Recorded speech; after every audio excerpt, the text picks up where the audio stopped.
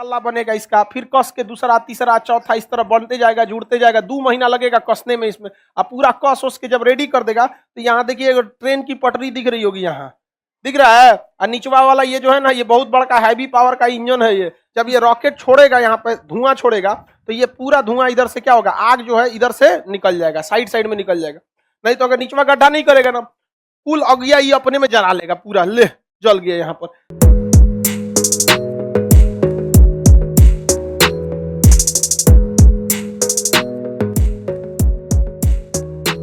Bharat polar satellite को launch करने के लिए PSLV रॉकेट का यूज करता है।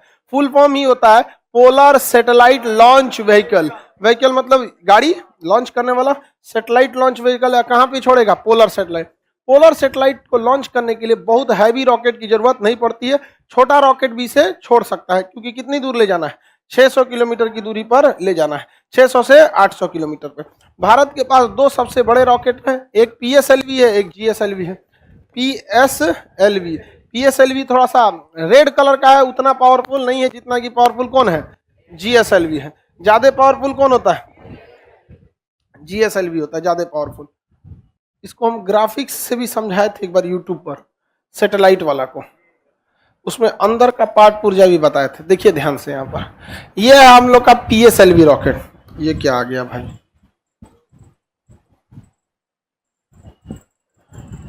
ये लाल वाला रॉकेट कौन सा है, PSLV रॉकेट है। इस रॉकेट के हिस्सा देखिए, ये छोटा रॉकेट जो यहाँ लगा हुआ है, ये छोटा छोटा, ये क्या है सब, ये कौन सा है सर, बूस्टर। क्या है, बूस्टर। बूस्टर क्या करता है, पावर बढ़ा देता है, क्योंकि शुरुआत में ज्यादा पावर की जरूरत होती है, इसलिए बूस्टर की जरूरत होती है। अभी जितने लोगों ने डबल डोज वैक्सीन ले लिया ना, अब उनको बूस्टर लग रहा है। क्या लग रहा है, बूस्टर, ताकि कोरोना थोड़ा सा और हम लोग कोरोना के प्रति और थोड़ा सा शक्ति मजबूत हो सके। तो ये तो बूस्टर हो गया। अब ये रॉकेट है, इस रॉकेट में कई स्टेज दिखेंगे, एक लाल रंग का, एक सफेद रंग, लाल सफेद लाल, यानी कितने स्टेज का ये रॉकेट है, 4 स्टेज का, 1 2 3 4। अमूमन रॉकेट को हमेशा स्टेजों में बांटा जाता है। कभी किसी एक स्टेज में दिक्कत, एक को बना दीजिएगा तो पता चला दिक्कत कहाँ आया था, पता ही नहीं चलेगा, नहीं पता चल पाएगा, एक के बाद धधक के सब में आग पकड़ लेगा। इसलिए शुरुआत में रॉकेट की स्पीड धीमी रखी जाती है, क्योंकि जब तक वो 8 किलोमीटर नहीं चला जाता है, 10 किलोमीटर, तब तक उसकी स्पीड कैसी रखी जाती है, धीमी। क्यों धीमी रखी जाती है, क्योंकि 14 किलोमीटर की ऊंचाई तक ही हमारा क्षोभ मंडल पाया जाता है, जहां पर क्या पाया जाता है, धूल, गर्दा, हवा, बादल, ये सब पाया जाता है। इसके बाहर में जो समताप मंडल होता है, उसमें ज्यादा आंधी वगैरह नहीं चलती, सांस लेने भर का ऑक्सीजन रहता है, उसमें आंधी उधी नहीं चलेगा। पता चला नीचुए से एकदम में दे दीजिए ना, 11.2 खान सर बतेबे किए थे, दो से मार धड़ाक से के बाद पता चला तनियों से गड़बड़ी होगा, रास्ता भटकेगा, 1 डिग्री रास्ता भटकेगा और स्पीड रहेगा 11 किलोमीटर प्रति सेकंड, तब तो चल जाएगा दूसरे ग्रह पे। तो शुरुआत में स्पीड कैसी रखनी होती है, धीमी, धीरे धीरे धीरे स्पीड बढ़ाना होता है।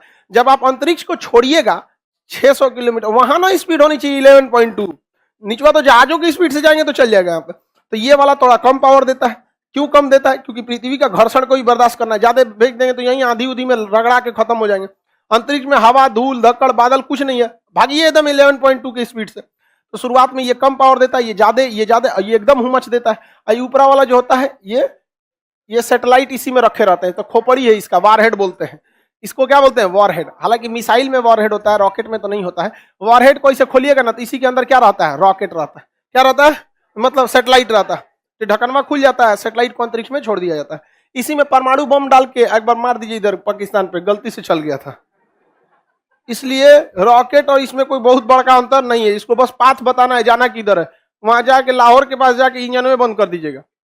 लाहौर के ऊपर उड़े ना, कराची के ऊपर, तो क्या बंद कर दीजिए, इंजन। गिरेगा कहाँ, नीचे। कह दो कि अंतरिक्ष में बम फोड़ने वाले, तो गिर गया तो हम क्या करें। अभी गया था कि नहीं गया था। खैर ये सब इतनी भी बेवकूफी नहीं है। अब इतने बड़े रॉकेट को सेट कैसे करिएगा, मतलब आपके मोहल्ला से थोड़े छोड़ेगा इसको छोड़ा जाता है श्रीहरिकोटा से।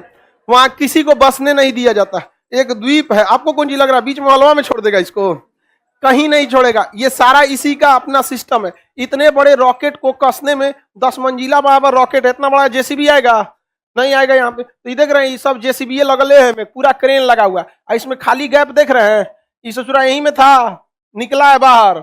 इसी में रख के पार्ट बाई पार्ट कसा जाता है। यहाँ पे पहले एक तल्ला बनेगा इसका, फिर कस के दूसरा तीसरा चौथा इस तरह बनते जाएगा, जुड़ते जाएगा, 2 महीना लगेगा कसने में इसमें। अब पूरा कस उस के जब रेडी कर देगा तो यहाँ देखिए ट्रेन की पटरी दिख रही होगी, यहाँ दिख रहा है। और निचवा वाला ये जो है ना, ये बहुत बड़ा हैवी पावर का इंजन है, ये इसको इसमें से खींच के यहाँ ले आके खड़ा कर देता है। और अगर यहाँ देखेंगे तो नीचे में आपको एक नाली टाइप का यहाँ बना हुआ दिखेगा, यहाँ पर दिखेगा, यहाँ पे ऐसे दिख रहा है, ये नाली टाइप का ऐसे बना हुआ है नीचे से इस तरह से। जब ये रॉकेट छोड़ेगा, यहाँ पे धुआं छोड़ेगा, तो ये पूरा धुआं इधर से क्या होगा, आग जो है इधर से निकल जाएगा, साइड साइड में निकल जाएगा।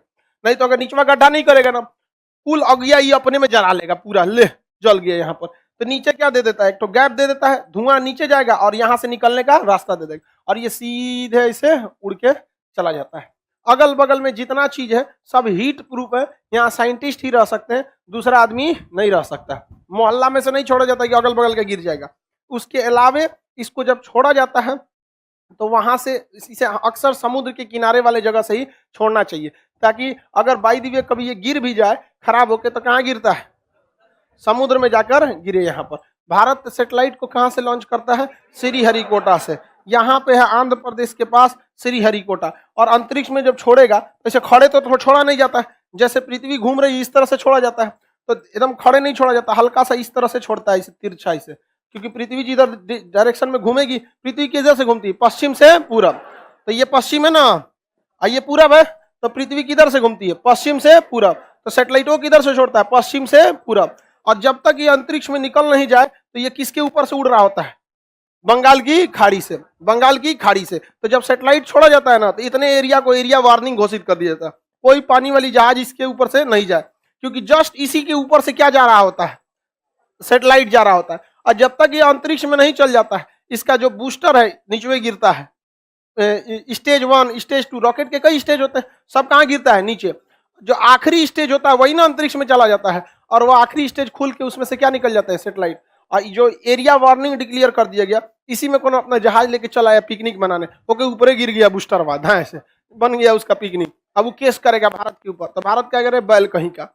इंडियन नेवी के साइट पे जाके देख लो कि ये एरिया वार्निंग डिक्लेयर किया गया था, किस दिन के लिए इसे यहाँ पे खाली रखा जाएगा। समझ में आ गया कि नहीं, किसी को दिक्कत। ये अलग अलग स्टेजेज में क्यों बनाए जाते हैं, अलग अलग जगह पे अलग अलग पावर की जरूरत होती है। जिस तरह से गाड़ी में अलग अलग गियर होता है ना, ऊंचाई पे चढ़ाना है तो 1 के गियर में चढ़ाइए, स्पीड भागना है 6 के गियर में भाग जाइए यहाँ पर, और 6 में भाग जाइए एक बार, 6 से तगड़ा स्पीड तो कोई देगा नहीं यहाँ पे। अब पहाड़ पे चढ़ना है तो सोचो 6 का गियर लगा के पहाड़ पे चढ़ रहा है, उलट के चल आएगा, यहाँ से बंद हो जाएगा गड़िए वहां। हाईवे पे चलो 1 के गियर में, गड़ी आएगा सब पीछवा से, 1 के गियर में स्पीड नहीं रहता है। अब ये बताओ, इसमें तो गियर होता नहीं है, जाजिया में इसमें गियर होता है, इसलिए उसको बनइबे करता है कि हाई वाला स्टेज इतना स्पीड देगा, ये इतना देगा, ये अलग देगा, अलग अलग टाइप के स्पीड दे सकते हैं। पोलर सैटेलाइट समझ में आ गया, किसी को दिक्कत।